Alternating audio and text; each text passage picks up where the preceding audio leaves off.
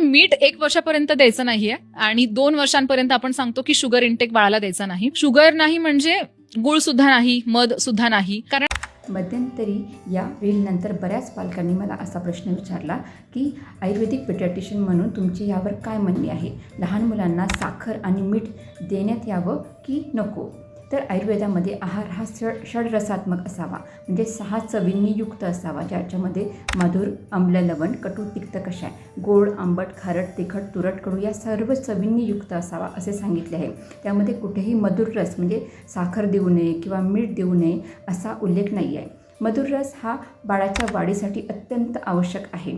त्यामध्ये तूप आहे, गहू, तांदूळ, साखर, गूळ, उसाचे पदार्थ, खजूर, फालसा, द्राक्ष असे विविध पदार्थ येतील. त्यामध्ये मध पण देण्यात नक्की यावं. तर बाळाचं वय हे कफाचं असतं आणि त्याच्यामुळे कफाची व्याधी जास्त होतात, त्याच्यामुळे मध तर नक्की द्यावं. देताना साखर ही प्रोसेस नको, तर ती दोरा मिश्री किंवा खांड शर्करा असावी. मध उत्तम प्रतीचं असावं आणि गुळ सेंद्रिय असावा. मीठ देताना सैंधव मिठाचा वापर करावा, ना की रेग्युलर मिठाचा.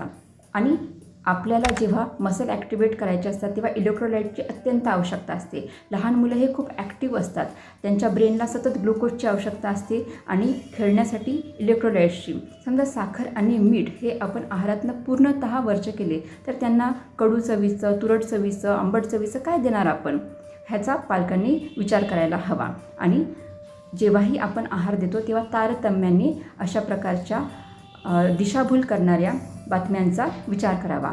आहार हा पारंपरिक असावा, आपल्या पूर्वजांनी जो आहार घेतला आहे तोच आपण घ्यावा आणि औषधं नेहमी आयुर्वेदिक. मी डॉक्टर मैत्री, तुमची आयुर्वेदिक पेडियाट्रिशियन, अहिल्यानगर.